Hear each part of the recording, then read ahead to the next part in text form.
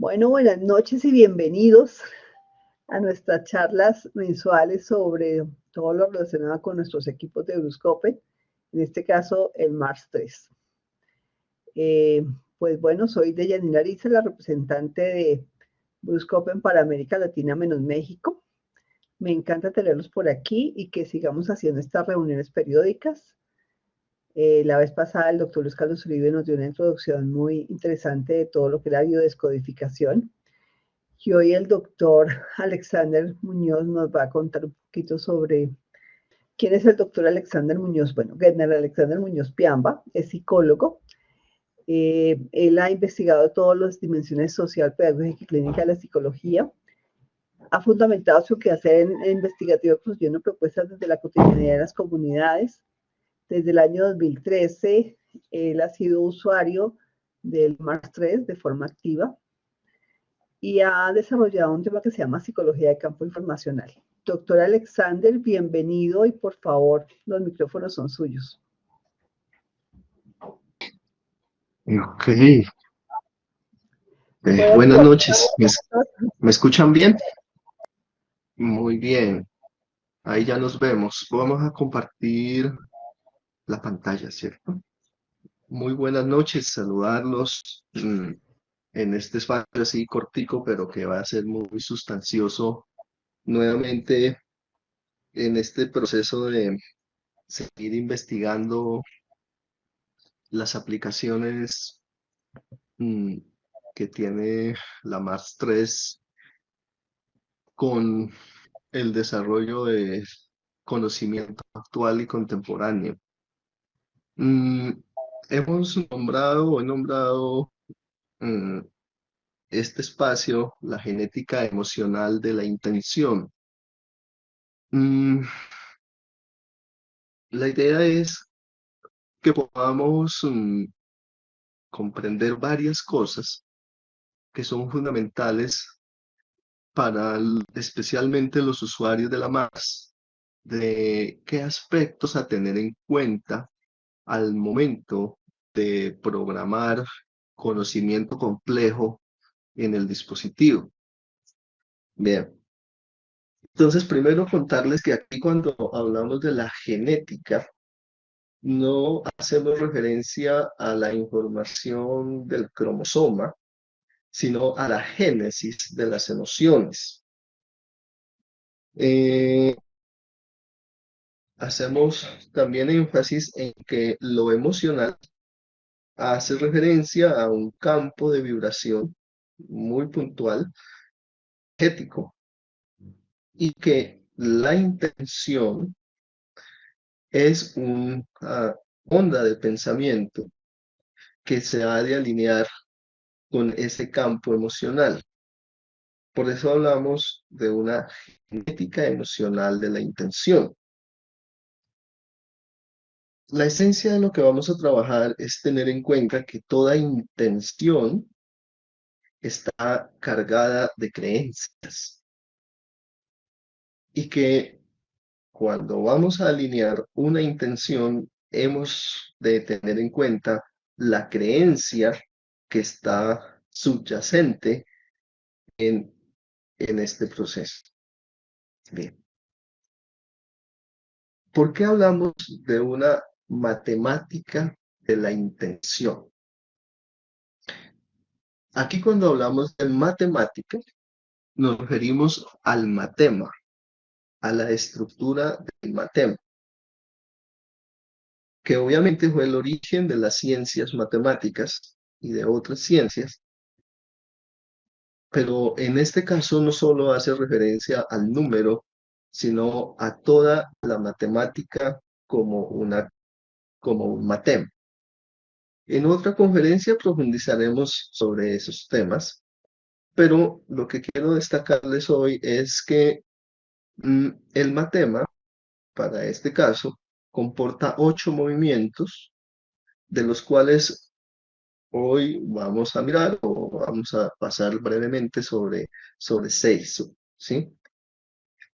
Entonces, para comprender la intención, hemos de tener en cuenta que el primer movimiento del matema es la presencia del deseo en comprender la realidad. Es decir,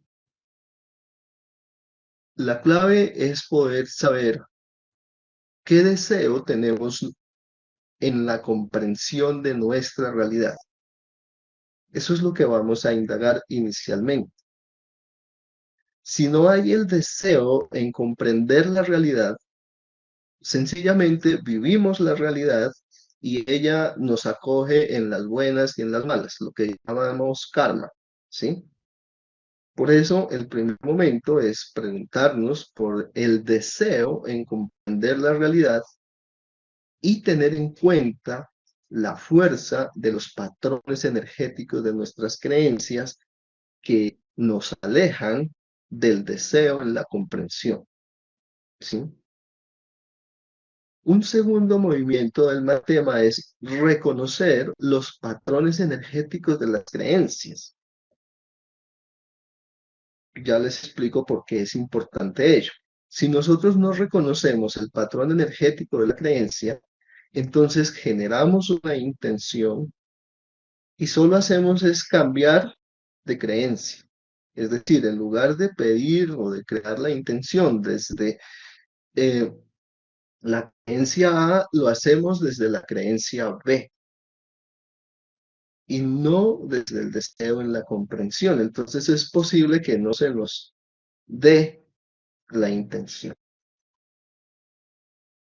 Por eso, cuando reconocemos los patrones energéticos de nuestras creencias, podemos comprender que hay libertad, que hay libre albedrío. Solo en el libre albedrío podemos decidir en libertad la ruta de la intención que hemos formulado. Y a partir de ahí, en el cuarto momento, podemos ahora sí crear intención en la libertad del deseo. Es decir, tenemos que liberar el deseo para poder crear la intención. Una vez que la intención está liberada, entonces podemos conectar con el deseo en la comprensión. Ahora les ampliaré un poco para mostrarles que el comprender o el deseo en comprender es vacío, no se siente.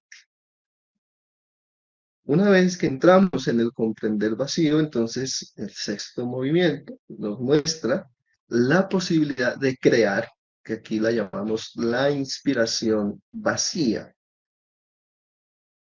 Son 6 movimientos que iremos repasando así brevemente, ¿sí? Y para eso necesitamos este circulito del centro, que son las armonizaciones. ¿Qué es una armonización? Una armonización es un dispositivo matemático que nos permite que la onda del pensamiento entre en las oscilaciones del vacío, es decir, el pensamiento se libera en las oscilaciones del vacío, entra en armonía, por eso se llama armonización. Bien. ¿Qué vamos a trabajar así rápidamente? Los momentos de la genética emocional. La preconcepción, un poquito el embarazo, vamos a hacer mucho énfasis en la experiencia de parto y un poquito de énfasis en estas primeras relaciones. Después vendrá el inicio del lenguaje y la eclosión del lenguaje, que será un tema que en otro espacio lo revisamos con más profundidad.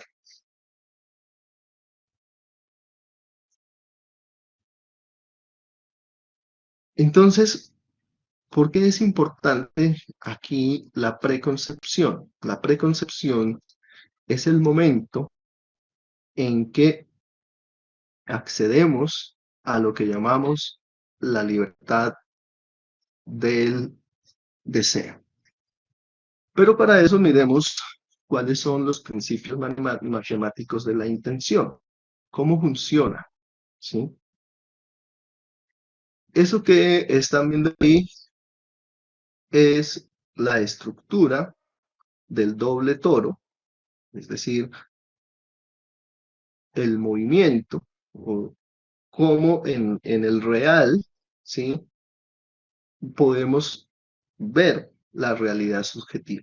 Entonces, el campo de la realidad emerge cuando las oscilaciones del vacío se expanden, es decir, la realidad es una expansión de las oscilaciones del vacío en energía y en masa. O sea que toda realidad y asimismo toda creencia tiene una energía y una masa, ¿sí? Y a la vez, eh, esa masa se genera por un campo de gravitación, ¿sí? Entonces, la energía siempre se está expandiendo hacia infinito, y hasta esta zona de acá, ¿sí? O sea, la realidad en energía siempre va al infinito, pero a la vez, al mismo tiempo, el campo gravitacional de una creencia o de una realidad hace que se contraiga hacia menos infinito, o sea, la gravedad hace que ese mismo campo tienda a menos infinito, ¿sí? Por eso es que una creencia puede ser muy fuerte, muy débil, o una realidad puede ser más fuerte o más débil, ¿sí? Entonces, al tiempo se están expandiendo, por eso la energía, o sea, la realidad se expande en energía y se contrae en vacío. Este dato es muy importante, esto tiene una ecuación matemática, ¿sí?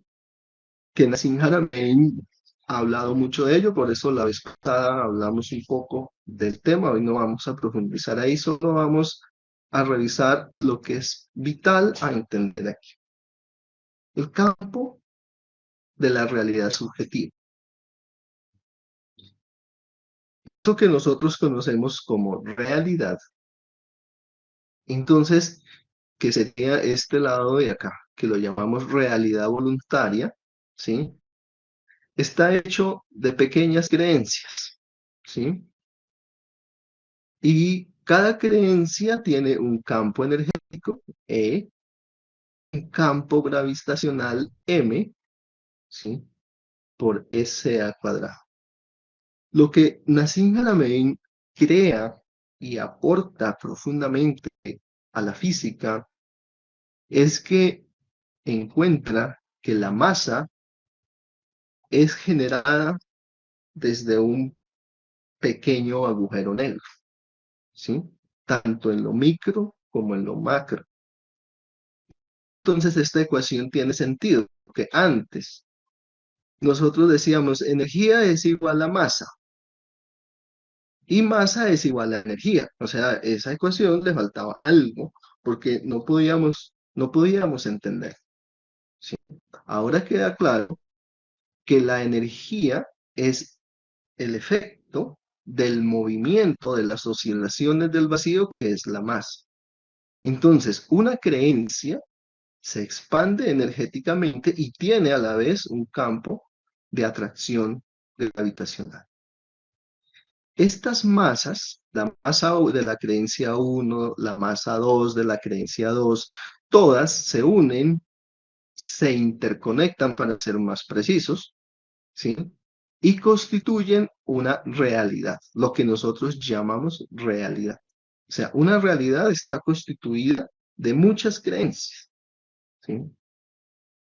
Y estas masas, la masa 1, M2, está unida a las oscilaciones del vacío. Es decir, todas se alimentan del vacío, de esta M de aquí. Aquí al centro entonces tenemos el gran vacío, del cual se generan estos pequeños campos gravitacionales que alimentan cada una de nuestras creencias. A eso llamamos la realidad voluntaria, consciente o inconsciente, pero voluntaria. Y al otro lado lo llamamos la realidad matemática. La realidad matemática acontece cuando en la existencia, aquí en la realidad voluntaria, de alguna manera, encontramos o conectamos con el vacío. Esa conexión con el vacío nos muestra la libertad de volver a crear por este lado una nueva realidad o de construir una realidad matemática. La realidad matemática se estructura desde la angustia, la serenidad, la inspiración y la confianza. Hoy no alcanzamos a trabajar esos campos, pero es para que lo tengamos aquí. Entonces, el pensamiento son ondas de energía. ¿Mm? Una intención, entonces, tiene un campo de pensamiento, un campo gravitacional y un vacío. Ese es el componente de una creencia. La idea es armonizar la intención con la oscilación del vacío. Para lograr eso necesitamos el deseo en la comprensión de nuestras creencias. Ese deseo en la comprensión de nuestras creencias se origina, digamos, en la preconcepción. Es decir, cuando el alma determina el camino que la esencia debe recorrer para encontrar la conciencia de su libertad. De tal forma que eso es importante evaluarlo, ¿sí? Que nosotros podamos por lo menos preguntarnos cuál es nuestro interés en el deseo por comprender. ¿Sí? Entonces, ahí viene el movimiento del deseo en la comprensión. ¿Sí? Entonces, el campo de la realidad, ¿sí?, se manifiesta en palabra, sentimiento y figura. Nosotros, la realidad está manifiesta en esos tres elementos. Y estos nos muestran la fuerza del deseo en comprender la realidad. Ahí tenemos que descubrir la fuerza que tienen los patrones energéticos del deseo en nuestras creencias, ¿sí? Y tenemos que descubrir la fuerza de la libertad del vacío del deseo. Acá, entonces, la pregunta es, ¿por qué nosotros estamos tan pegados a la realidad? ¿Qué nos pega a nosotros a la realidad? Hay una experiencia muy humana que se llama goce. Más adelante la vamos a bordear un poco, que es la experiencia propia de la realidad voluntaria. Esa se instala de este lado. Cuando atravesamos el goce y encontramos la libertad del deseo, encontramos literalmente que al existir la libertad podemos crear una realidad voluntaria en libertad o podemos crear una realidad matemática, ¿sí? Ahora les explico un poquito más, pero la idea es que ustedes puedan tener en cuenta estos tres elementos que son principios matemáticos en la intención. Ahora sí vamos a la preconcepción. La preconcepción es la experiencia en la libertad del deseo. Toda alma al desencarnar pasa de alguna manera por una experiencia en libertad. Ahí en ese espacio entre un cuerpo y otro, entonces queda instalado el deseo en la comprensión, ¿sí? Y eso lo llamamos preconcepción. ¿Cómo evaluamos en el dispositivo la fuerza del deseo en la comprensión? Recuerden que hay que hacer preguntas en sí y no. De esto podemos hacer teoría, pero hoy no vamos a hacer teoría, sino vamos a mirar qué preguntas de estas, tanto nuestros pacientes o nosotros, estamos o no en armonía con ellas. ¿Sí? Hay que preguntar si la fuerza de los patrones energéticos de mis creencias es muy superior a la fuerza de mi deseo en la comprensión de mi realidad. O sea, vamos a medir la fuerza entre el patrón energético de mi creencia y mi deseo en la comprensión.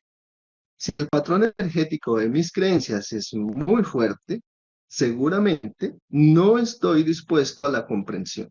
Y eso ya a nosotros como terapeutas nos muestra un camino en el caminar de nuestro paciente, así seamos médicos, psicólogos, o sea, cuál es la intención que tiene frente a su propio síntoma en la cura, pero que viene predeterminada de incluso desde antes de que entrara la matriz, ¿sí?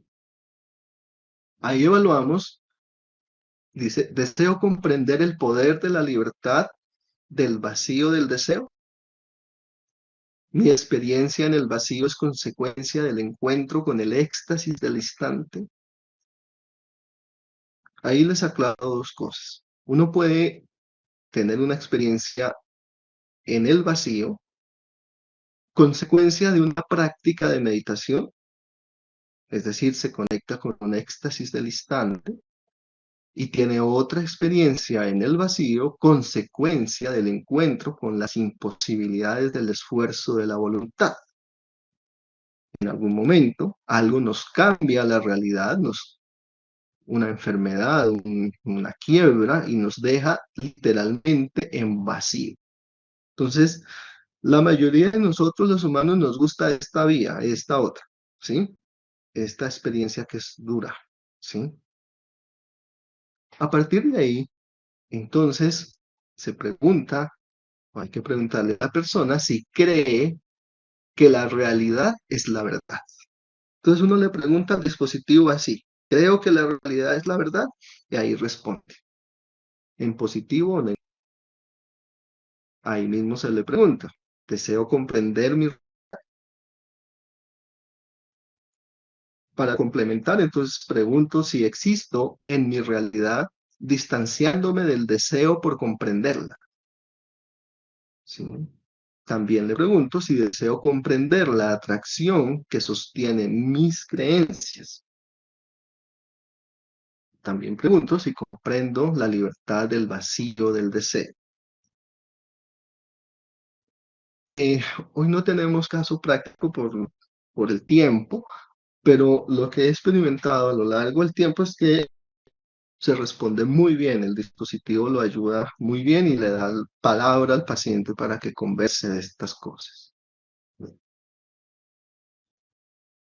Hay unas preguntas sobre el experimentar la libertad del deseo en el éxtasis del instante, ¿sí?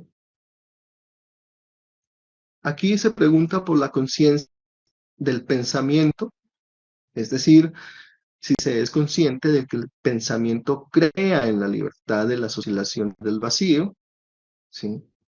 Y si conozco la libertad de mi deseo en los planos material, emocional, mental y espiritual, ¿sí?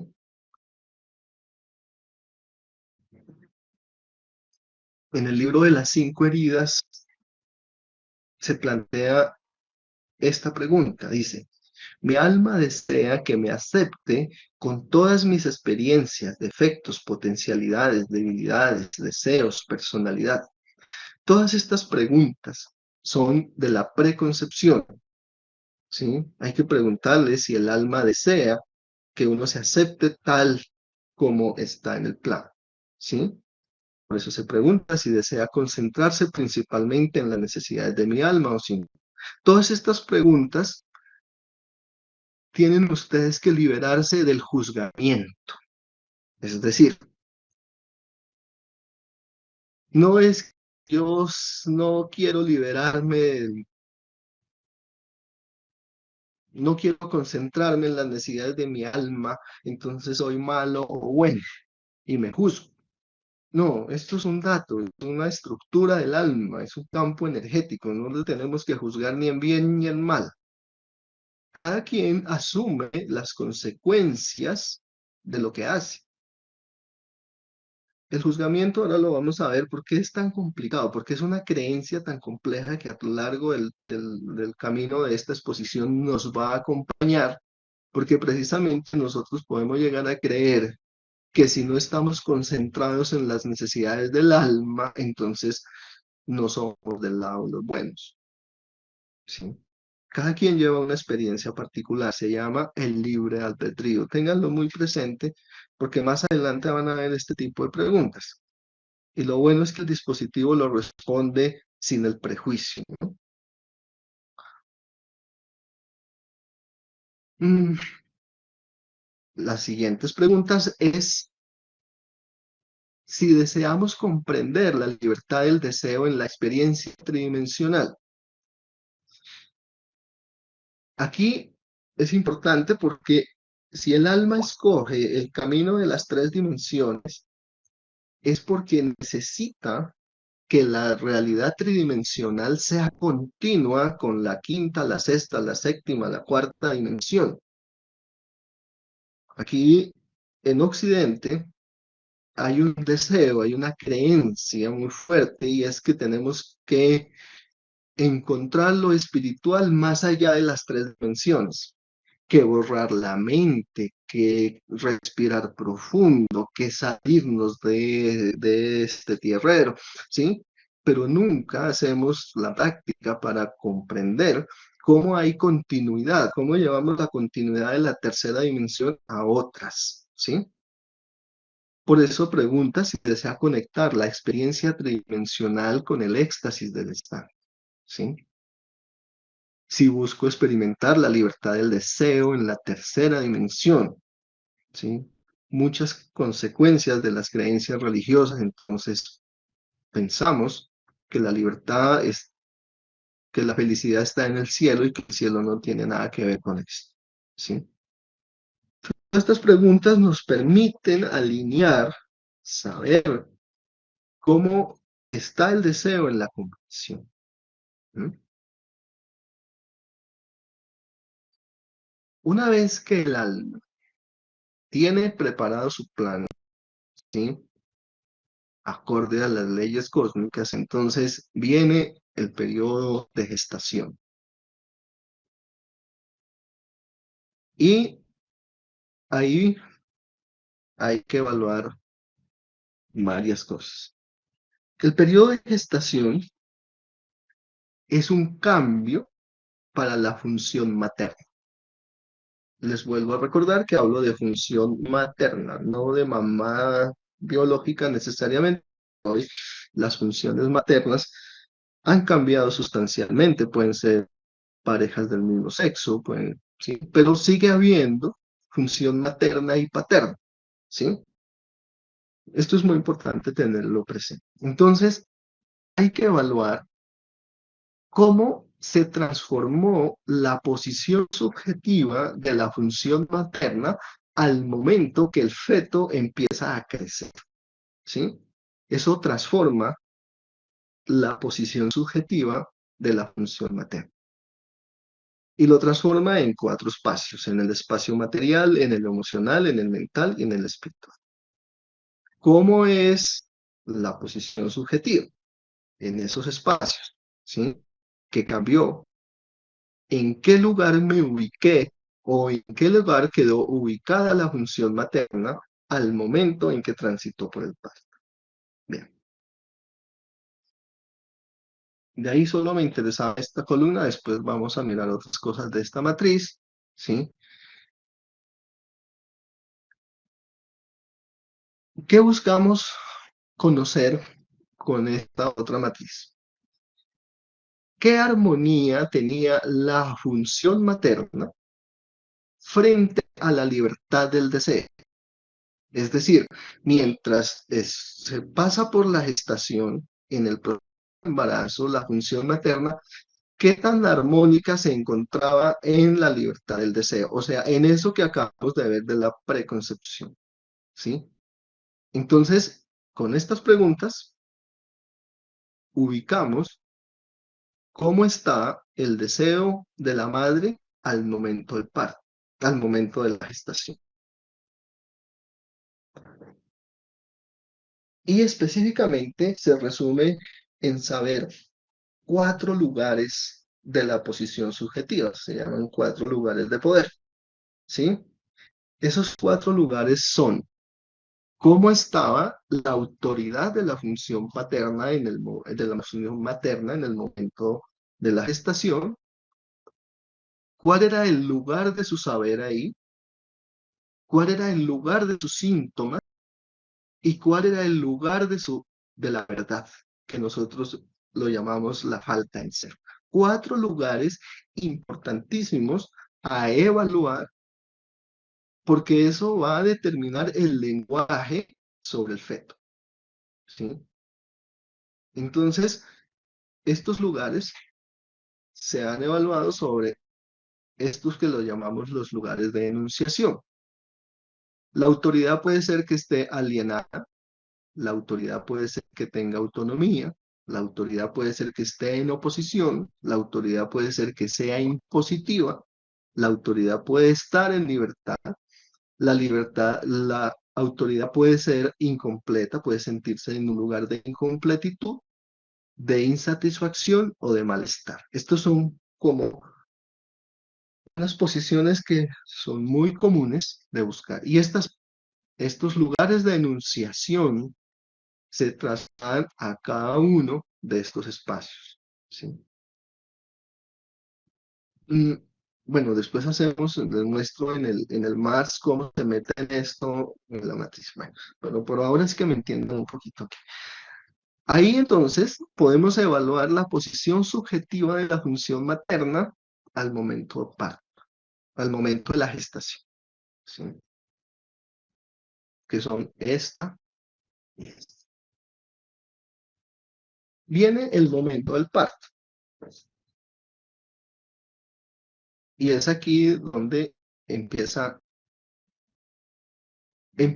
a crear, más bien, las creencias que ya se van gestando en el proceso del embarazo, aquí cogen fuerza. Entonces, la primera creencia que vamos a trabajar se llama la creencia en el esfuerzo. ¿Cómo se origina al momento de nacer la creencia en el esfuerzo? ¿Sí? La creencia en el esfuerzo, cuando el bebé, para que un bebé nazca, exista, necesita aprender a respirar gas oxígeno. Si un bebé no respira gas oxígeno en Occidente, no existe. No hay huellitas, no hay nacido vivo, no hay nombre en el registro civil, o sea, no existe para la cultura, ¿sí? Existe para la madre, pero no existe para la cultura, no tiene tarjeta de identidad, ¿sí? Y eso marca en la cultura, entonces, que para poderme sostener en la vida, tengo que hacer un esfuerzo. O sea, sostenerme en la vida es con esfuerzo. Y el esfuerzo va en dos sentidos, o por sostener la vida o para no morir. Entonces, hago esfuerzo para vivir y hago esfuerzo para no morir. Y miren que se llama la creencia. Lo bonito de las creencias es que uno cree que es verdad, ¿sí? Y si ustedes se ponen un poquito a reflexionar, miren qué tanto creen en el esfuerzo, ¿sí? Y eso viene precisamente dado por la cultura. Eso no nos lo podemos quitar de encima porque si no, sencillamente no existimos, ¿sí? Ahí entonces se instala el miedo a la muerte por carencia de oxígeno, ¿sí? ¿Y a dónde tenemos que descodificar? Es decir, ¿cuáles son los órganos que tenemos que ir a mirar en la descodificación? el pulmón y el movimiento metal y todo el miedo a la muerte que se carga en los órganos del movimiento metal. ¿Sí? Bueno, ahora mismo si les muestro la matriz para poder identificar ahí. ¿No? Esa creencia en el esfuerzo nos marca entonces en esta matriz. Mira, es la misma que teníamos allá, pero vamos a hacer énfasis en este lado.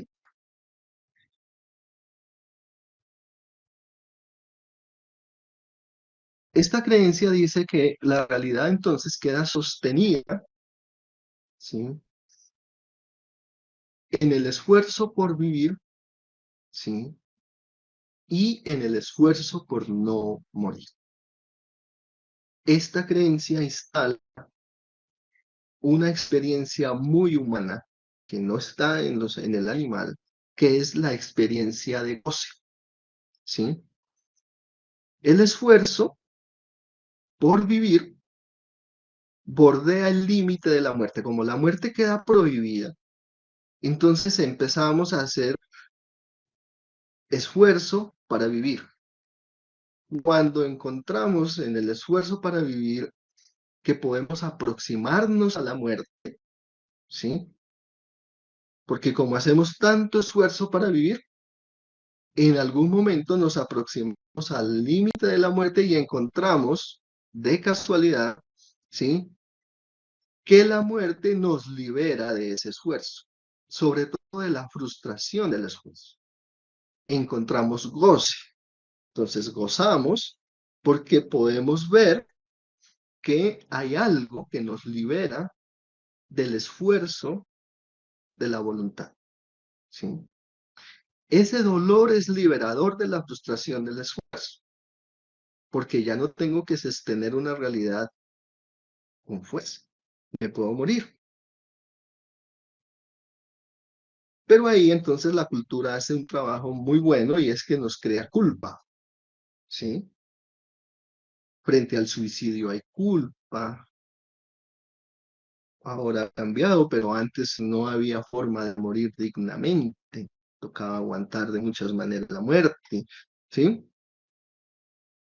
Y eso pues es fuente de goce, ¿sí? ¿Qué otra creencia aparece? Nosotros confundimos los sentimientos de libertad con la libertad del deseo, ¿sí? Entonces, ¿qué pasa? Creemos que somos libres cuando nos sentimos libres. No hay que confundir con lo otro. Una cosa es sentirse libre y otra cosa es experimentar el vacío en libertad. Entonces, uno se cree que es libre porque se siente libre, ¿sí? En el plano mental, las creencias y las ideologías le ponen una tranca a la libertad del pensamiento, ¿sí? Y en el plano del ejercicio del poder, que llamamos la sabiduría o el espiritual, entonces la existencia queda sustentada en el esfuerzo de la voluntad, ¿sí? Entonces, esta creencia en el esfuerzo, todo, ay, perdón, espérense, como he hecho para atrás. Ya, esta creencia en el esfuerzo es un tanto opuesta a esta libertad del deseo. La libertad del deseo en el plano material, ¿sí?, al bordear el límite de la muerte, ¿sí?, confía en el sentir vacío, ¿sí?, y entonces encuentra libertad. Y queda, entiende, comprende que puede crear la memoria de la sabiduría, que es ser sabio, y crea la memoria de su sabiduría en libertad, no por fuerza de voluntad, ¿sí? En el plano emocional, la libertad del deseo experimenta el sentir como un camino en la libertad del deseo. y no fusiona la libertad con sentimientos. ¿Sí? La libertad no es un sentir. ¿Sí? Los sentimientos son un camino en la libertad del deseo. En el plano mental, acorde con la libertad del deseo, el pensamiento se manifiesta en la libertad de su vacío. El pensamiento encuentra su propio vacío. En el plano espiritual, confiamos en el presentir vacío. El presentir vacío no es un sentir, es el contacto con el vacío y podemos sostenernos en el vacío de la realidad. No nos entendemos ya en la voluntad del deseo, sino en el vacío que tiene toda realidad. Esto nos preexiste, ¿sí? Y entonces estos cuatro planos, ¿sí? Van a operar como campos energéticos, ¿sí? Y tenemos las preguntas. Dice, el esfuerzo por vivir o por no morir bloquea la expresión de la intimidad de mi deseo en libertad en el plano material, emocional, mental o espiritual. Así hay que preguntárselo al dispositivo para que pueda responder adecuadamente. Preguntamos por la intimidad, ¿sí? Que imposibilita la cristalización de la memoria de la sabiduría, del esfuerzo de la voluntad, que bloquea todo el plano de la sabiduría, mm, todo el campo del esfuerzo, ¿sí? Y ya con eso tenemos un mapa de cómo funciona la posición subjetiva frente al esfuerzo de la voluntad.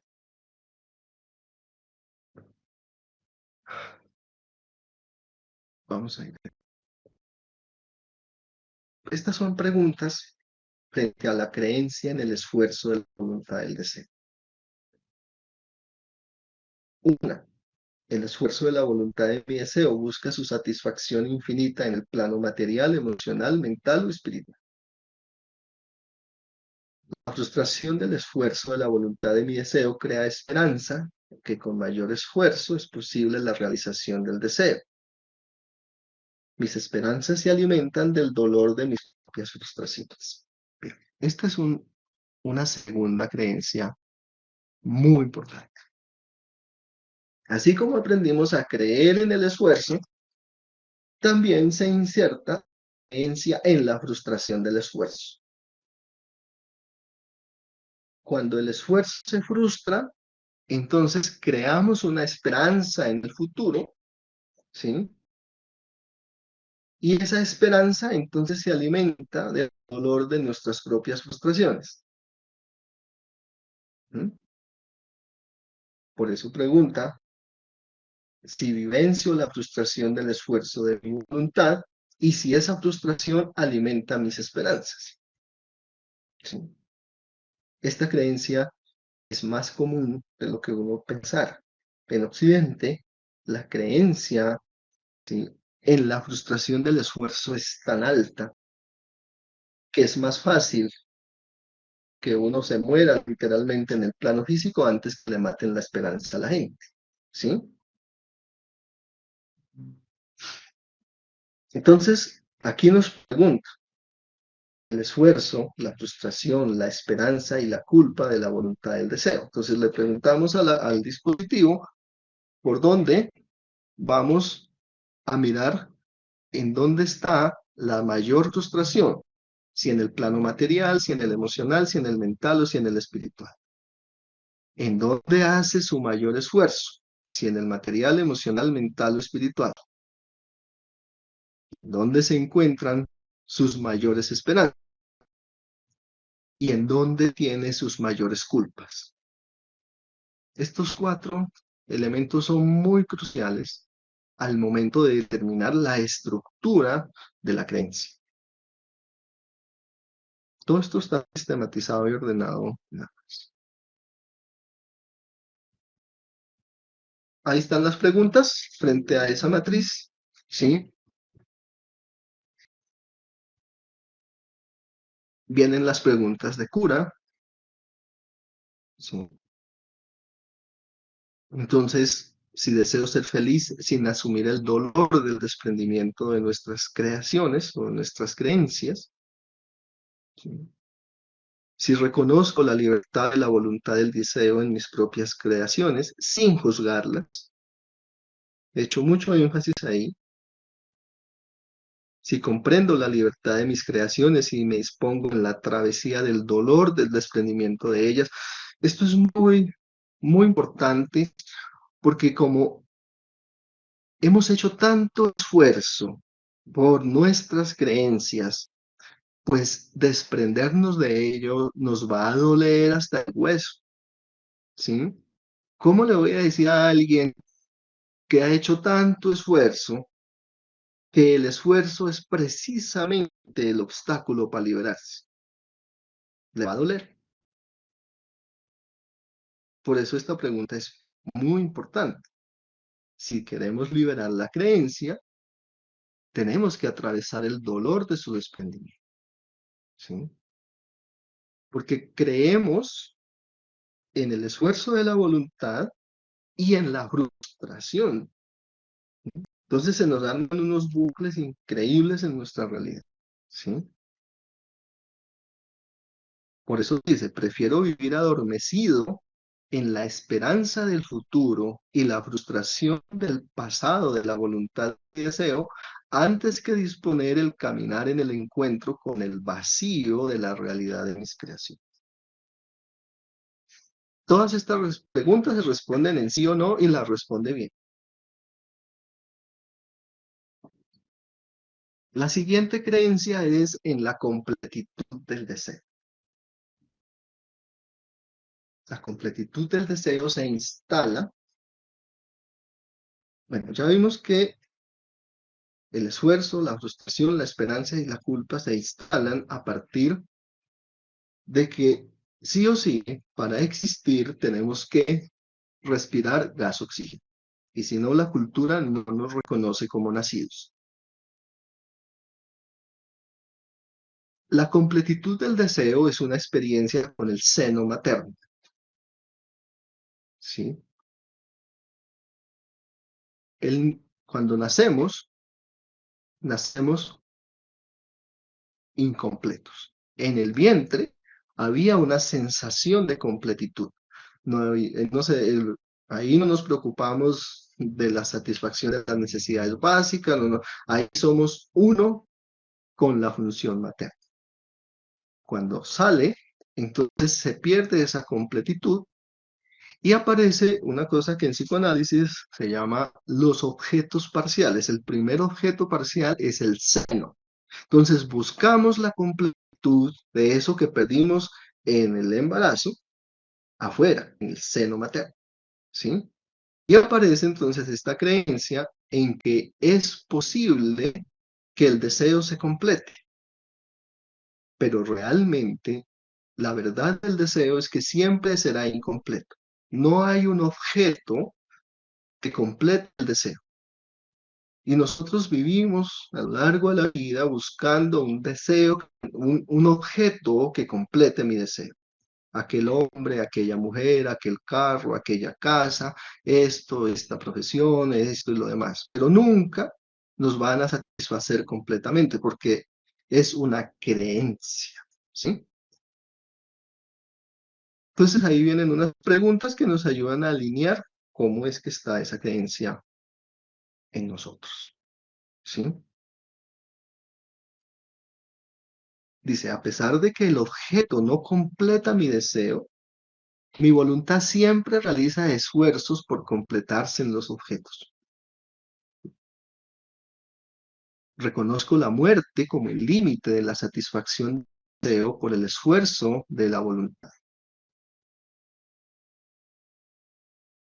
El esfuerzo de la voluntad de mi deseo encuentra la imposibilidad de su completa satisfacción en la experiencia del cuerpo biológico. El cuerpo biológico es un límite a la satisfacción del deseo, ¿sí? Bien.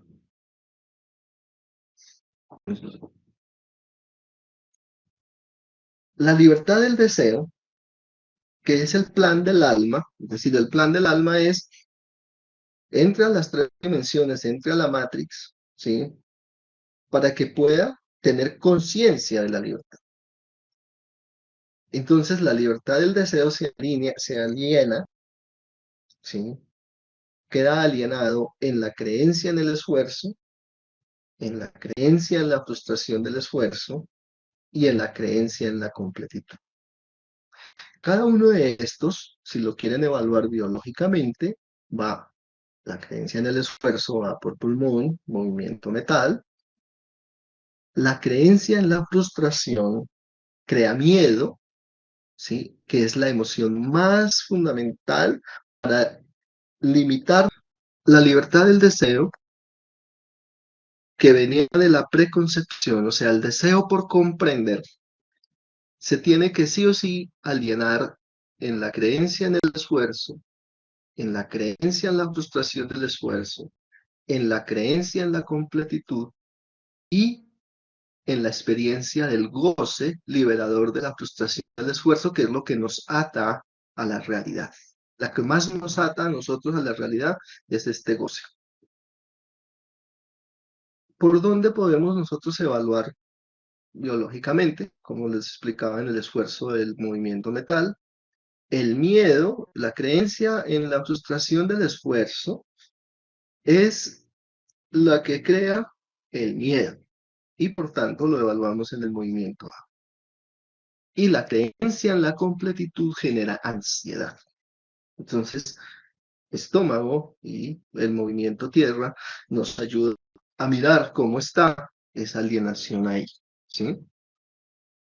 Porque acuérdense que estamos viendo la genética emocional de la intención. Entonces, estas emociones ligadas a estos movimientos son muy importantes tenerlas presentes. Bien. ¿Cuál es el tema central de lo que vamos a trabajar? ¿Qué pasa con la libertad del deseo en la ternura? Entonces, la ternura, el gesto afectivo de la ternura, es la forma como el recién nacido le ofrenda a la función materna toda su experiencia en el deseo, en la comprensión. Ahí es donde lo que él trae a ofrecerle a la función materna es ternura, ¿sí?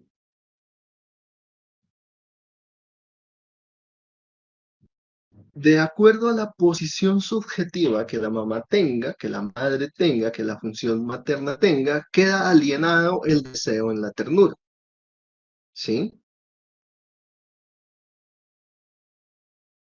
Y al igual que vimos acá, un minuto que me pase. Entonces, la libertad del deseo en la ternura queda alienada en esas mismas tres cosas, en el esfuerzo, en la frustración del esfuerzo, en la completitud y en el goce, ¿sí? Pero ¿qué pasa específicamente con la libertad del deseo en la ternura? ¿Sí? El bebé ofrece su ternura, ¿sí? Y el miedo a la muerte por la carencia de oxígeno in- indica miedo a la muerte, ¿sí? Y a la creencia en el esfuerzo, es decir, se introduce el miedo a la muerte, ¿sí? Y para no morir tengo que sacrificar la libertad de mi ternura. ¿Cuáles son los tres miedos arcaicos? Miedo a la muerte por carencia de oxígeno, miedo a la muerte por carencia de comida y miedo a la muerte por carencia de nutrición afectiva. Es decir, cuando el bebé nace, logra respirar, es nacido vivo, el primer contacto que tiene es por la piel. Es decir, por ahí es donde primero recibimos nutrición afectiva, por la caricia de contacto. Después entra en contacto con el seno, pero como el niño no ve a más de 30 centímetros, pues igual su contacto siempre inicialmente es a través de la piel.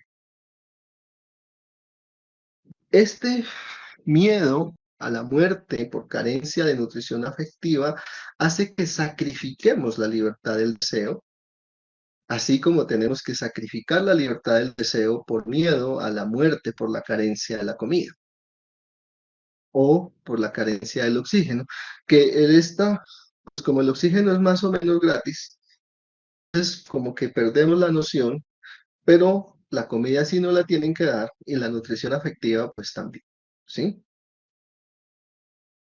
Aquí hay una creencia y es que hemos creído que quien nos da, que la nutrición afectiva es amor y que quien nos da comida también nos proporciona amor. Entonces, a lo largo del tiempo en Occidente, el afecto, la nutrición afectiva se ha confundido con amor.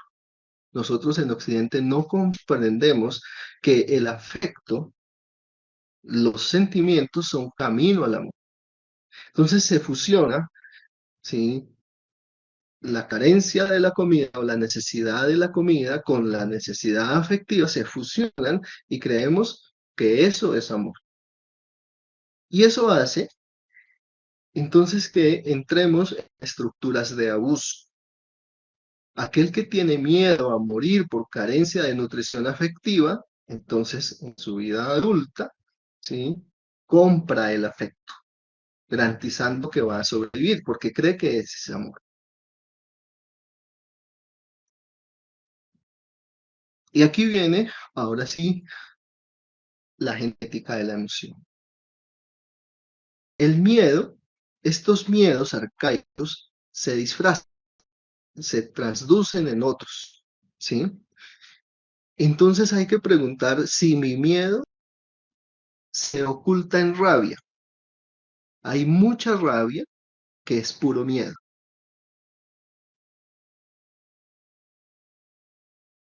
Entonces se hace una matriz, o sea, bueno, creo que no la imprimí acá, pero tomamos estos tres miedos y cruzamos si si mi rabia oculta miedo, ¿sí? Entonces ustedes encontrarán ahí cuántos miedos, ¿sí? Están ocultos en las rabias. O sea, cuántos de sus pacientes son perros que ladran pero no muerden. Ahora bien, la rabia, cuando no puede manifestarse, se transforma en ansiedad, ¿sí? Yo no puedo patear la lonchera, es decir, si me enojo con quien me da la comida, que es la función materna y soy desvalido, pues muero. Entonces, mi rabia, ¿sí? Se transforma en ansiedad. Entonces, la ansiedad en el estómago, es decir, en chakra 3, hay que evaluarla si es la represión de una rabia que a la vez oculta miedo, ¿sí? Los que son aquí bien en la medicina china manejan muy bien estos ciclos, ¿sí? Para observar una ansiedad que es represión de una rabia y que oculta miedo. Psicólogos hoy trabajan la ansiedad mucho desde el síntoma y se olvidan de hacer estas preguntas básicas, ¿sí? O la remitimos a ansiedad de una vez al miedo sin saber cuál es la rabia que hay detrás de esta ansiedad, entonces queda reprimida y aparece en otros órganos posteriormente, ¿sí? Hay que evaluar si la tristeza o depresión oculta miedo, este miedo a la muerte por carencia de oxígeno. Entonces aquí en la biodescodificación evaluamos asma, evaluamos pulmón y nos va diciendo cómo es ese camino, ¿sí? Y hay que evaluar si el odio y el abatimiento en corazón también oculta miedo, ¿sí? Un ejemplo clásico del odio y el abatimiento es el adicto al enojo, aquel paciente que todo lo resuelve con rabia, ¿sí? Entonces se vuelve adicto al enojo, ¿sí? Y al final termina afectando el corazón, ¿sí? Pero en el fondo hay miedo. Es también muy común ese síntoma. Entonces, miren la genética de la emoción. Este es el tema central, es decir, todo lo que les hablé, pues como es tan extenso, pero era para llegar a este punto.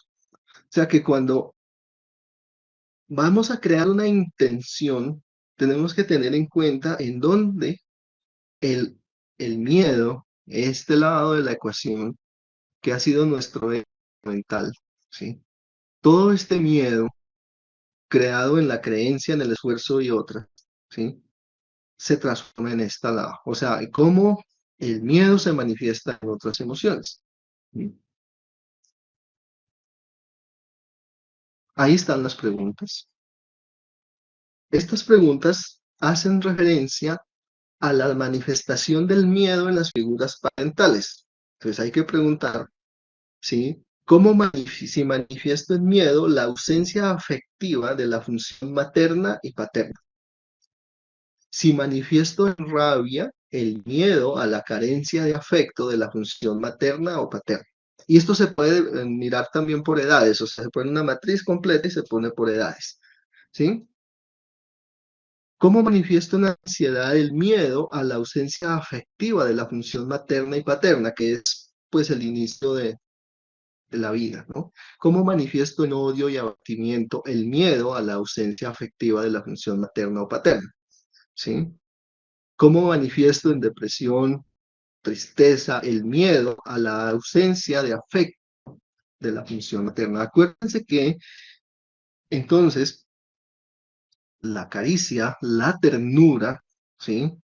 Es una necesidad vital. ¿Sí? Y en la medida posible hay que limpiar la creencia en que la caricia es amor, para que no se genere tanto bloqueo en este nivel de acá. Lo que les expliqué hace un momento, entonces, la libertad del deseo en la ternura se aliena.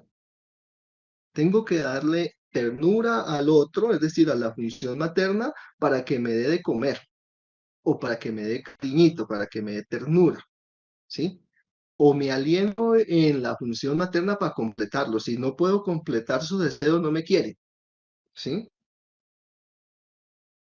Eso crea entonces frustración frente a la libertad del deseo a la ternura y aparecen entonces acá la estructura del goce que me libera de la frustración del esfuerzo de la ternura. Entonces, cuando nos empezamos a frustrar en la ternura, aparecen todos aquellos cuadros que escuchamos diariamente acá, ¿sí? De dolor y sufrimiento frente a la frustración de la esperanza en el amor, ¿sí? Todo por una creencia, por confundir la ternura con el amor. Al hacer estas claridades, las creencias cambian y entonces las intenciones, ¿sí?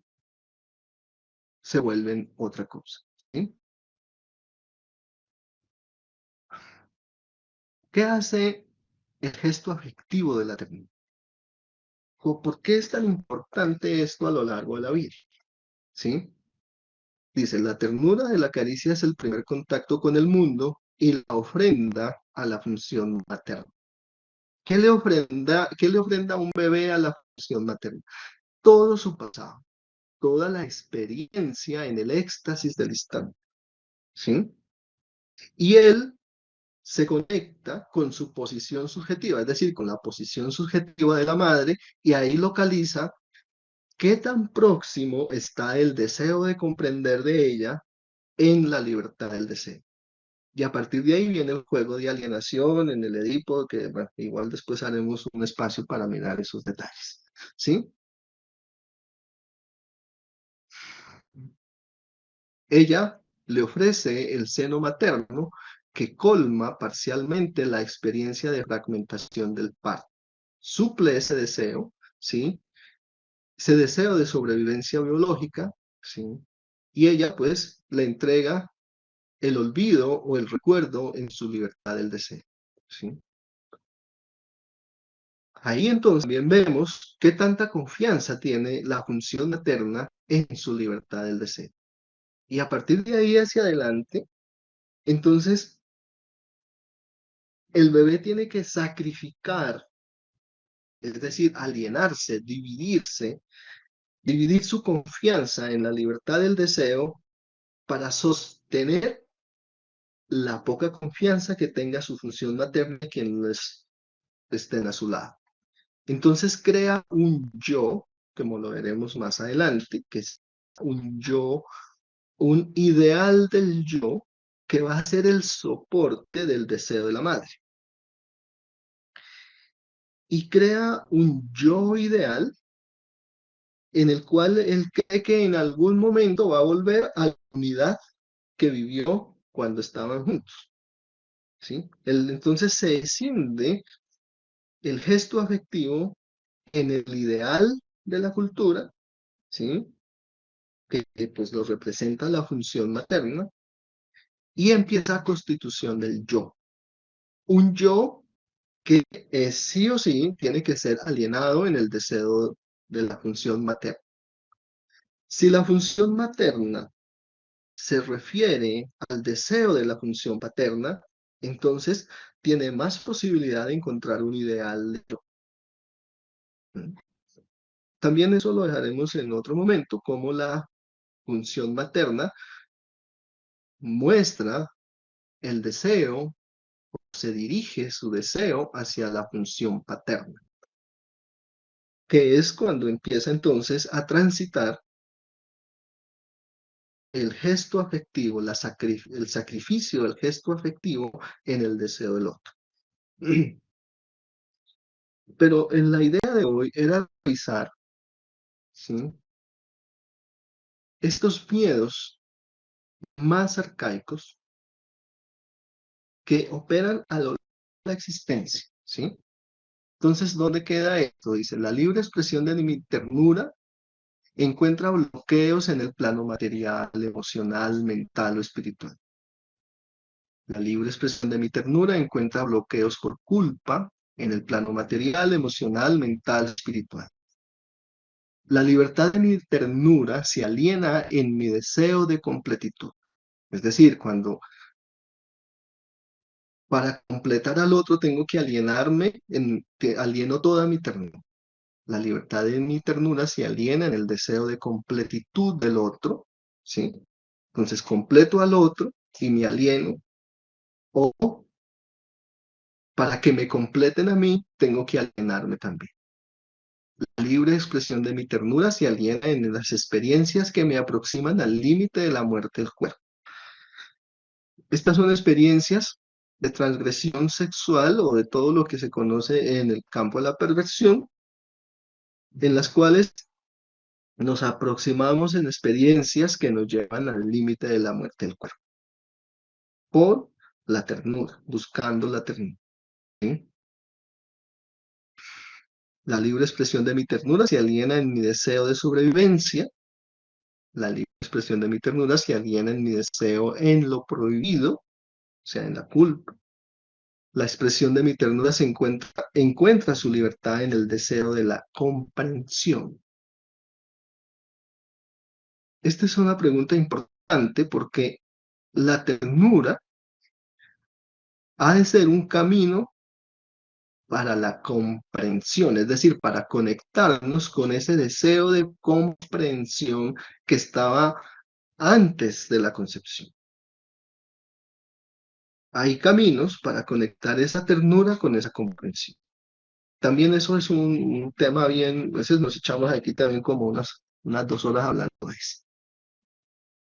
Este es el abuso. Necesito un acuerdo de fidelidad que me garantice recibir la ternura. ¿Cómo se crea esta creencia en la fidelidad? ¿Sí? Como tengo que sacrificar la libertad de mi ternura, y si no la recibí en libertad cuando soy adulto, Si alguien me da ternura, necesito garantizar que ese alimento no se me va a ir. Entonces hago un acuerdo de fidelidad, ¿sí? Y cuando hago el acuerdo de fidelidad me vuelvo controlador. No permito la libertad de la ternura, ¿sí?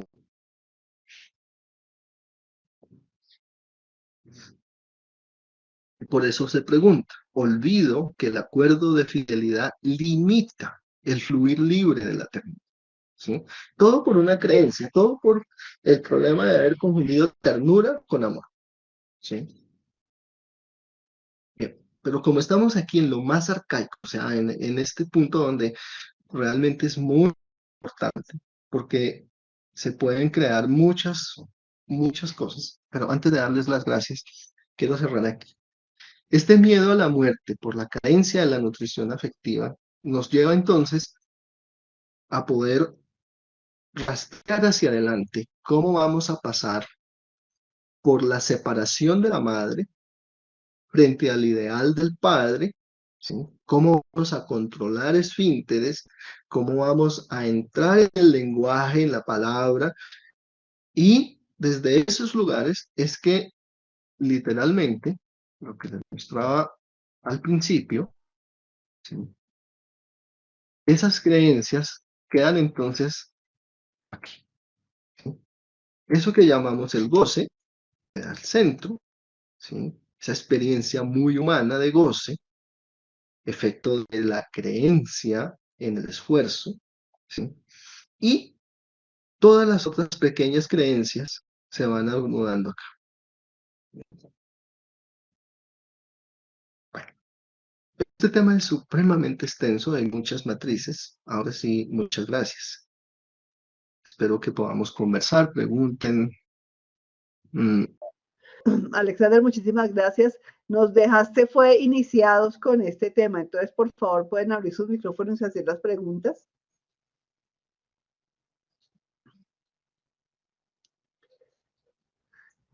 porque quedaron con muchas dudas. Yo quiero preguntar. Sí, adelante. Entonces la idea, vamos a ver, cuando ya tenga la presentación, es agarrar esas preguntas, ponérselas al Mars y evaluar de acuerdo a los niveles. Es que él dijo en un momento que había que hacer preguntas de sí y no, y el Mars puede responder sí y no. Pero entonces, ¿cuál, o sea, se evalúa por medio de las dos o se evalúa directo a los niveles?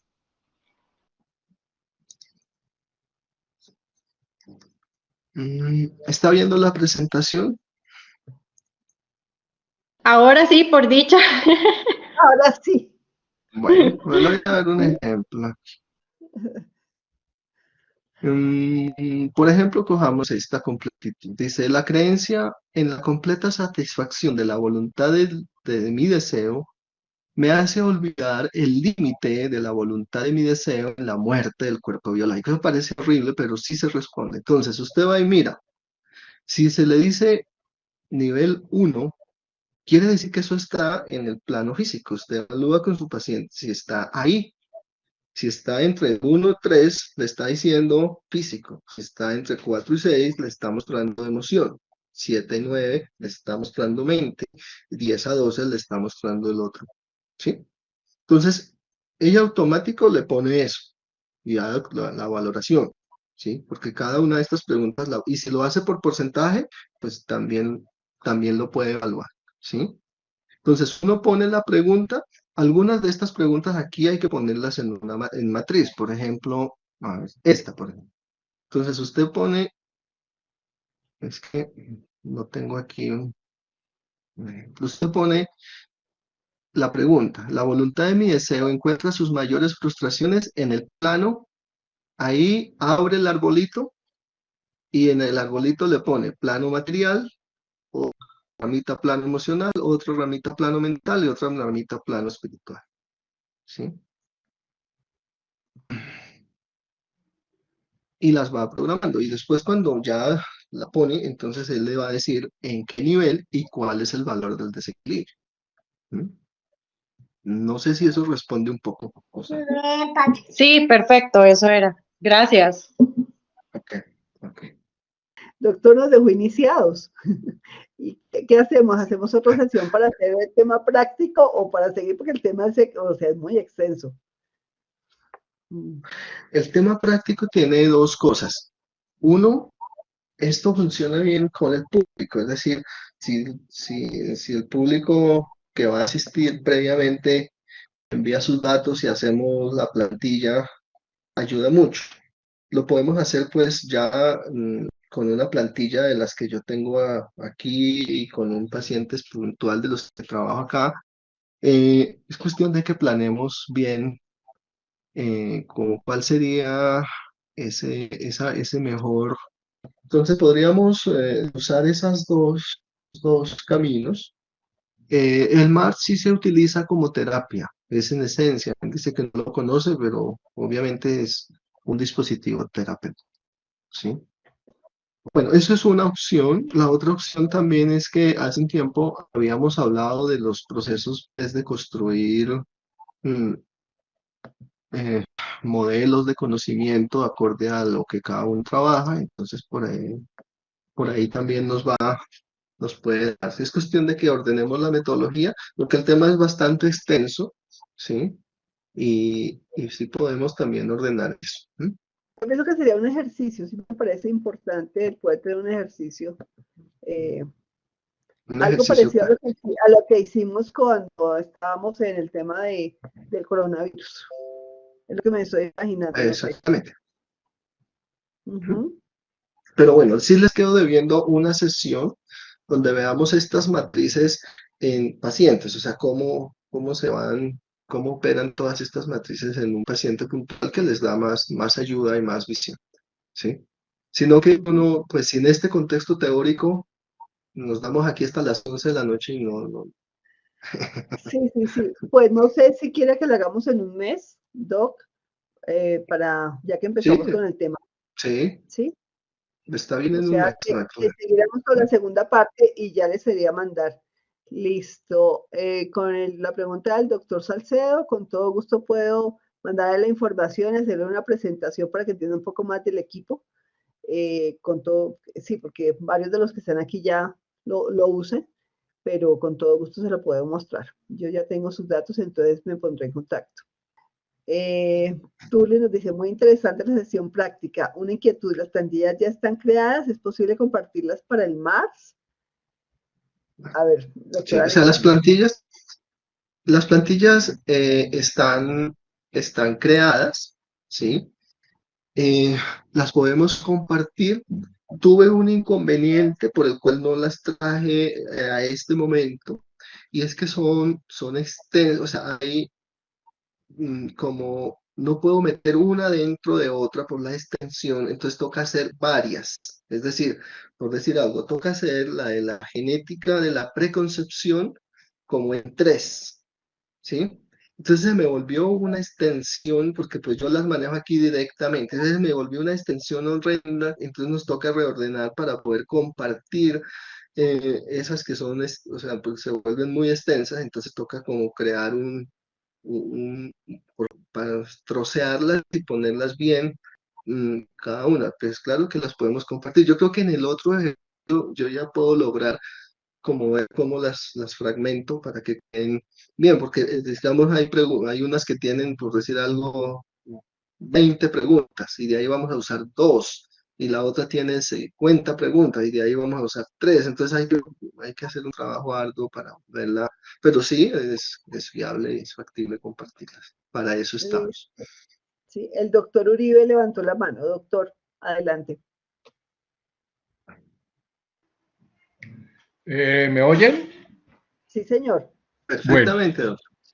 listo. Yo creo que la parte más interesante es la enseñanza para que cada cual vaya creando las plantillas según su necesidad. No copiar unas recetas de cocina donde todos vamos a hacer la misma pregunta, donde el paciente que va a ser diferentes, pues tenga la misma pregunta. Entonces, lo que me hace más interesante es lo que está haciendo el doctor Muñoz, que es primero enseñarnos en una revisión general.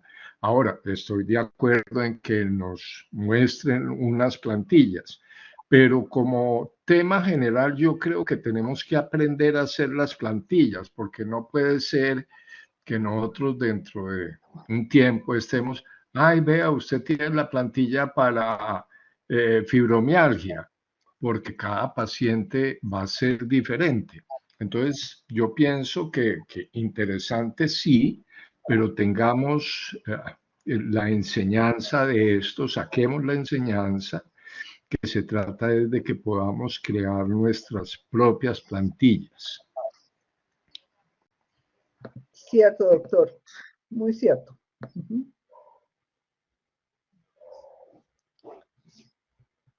Listo, ¿algún Igual, otro? digamos, yo le complemento ahí algo, doctor. Y es que sí, para la creación de conocimiento es importante como irnos pensando un nuevo encuentro para que cada quien pueda transitar su subjetividad precisamente desde ese lugar, desde donde construye el conocimiento, desde esa posición subjetiva. Estas plantillas ayudan mucho para reconocer la posición subjetiva de cada uno y desde qué lugar produce el conocimiento, ¿sí? Entonces, podríamos ir haciendo teórico práctico para que cada quien vaya construyendo ¿m? Su propio camino. ¿M? Yo quisiera aportar ahí, me parece perfecto, ¿verdad? Porque, bueno, algunos ya sabemos crear plantillas y todo, otros, bueno, como acabo de ver un mensaje que entró ahí, ¿verdad? Alguien que quiere aprender a crear sus plantillas. Entonces, como que hay de los dos lados. Entonces, para los que ya sabemos crear plantillas, por ejemplo, tal vez no tenemos toda la información, todo el conocimiento del tema para crear la plantilla. Entonces, yo creo que ahí sí es muy valioso poder tenerla, ¿verdad? Así como decía don Alexander, que puede compartirla y ya ahí cada quien edita, ¿verdad? Lo que quiere, digamos. Pero yo creo que Necesita. también puede ser útil, ¿verdad?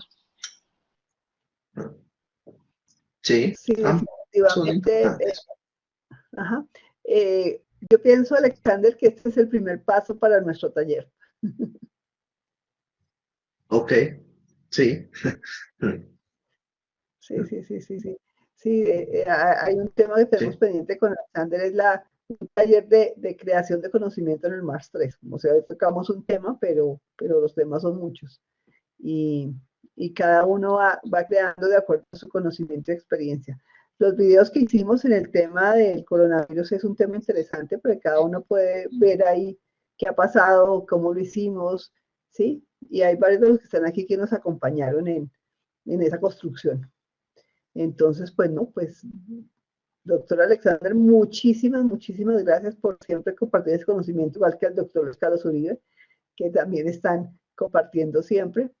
Y no quedemos entonces para el 11 de julio seguir en un ejercicio práctico y como les digo, entonces yo me comprometo a máximo en 15 días mandarles a ustedes el video y el PDF de la presentación. Entonces, no simplemente, doctor Alexander, me pasa la última versión para mandarles el último PDF. Ay, sí, le hice un ajustico. Ya la envío. Listo, listo, doc. Bueno, entonces, pues muchísimas gracias. Qué pena con los problemas técnicos, esperemos que no los volvamos a tener, pero esta sala sí es una sala exigente con respecto al tema de recursos, ¿sí? Entonces, el doctor Uribe, gracias. Bueno, Muchas sí, gracias a todos por habernos aguantado este ratico. no, como siempre. Bueno, entonces feliz noche y seguimos con este tema de reunirnos cada mes para seguir trabajando en esto. Con todo gusto para todos y aquí estamos.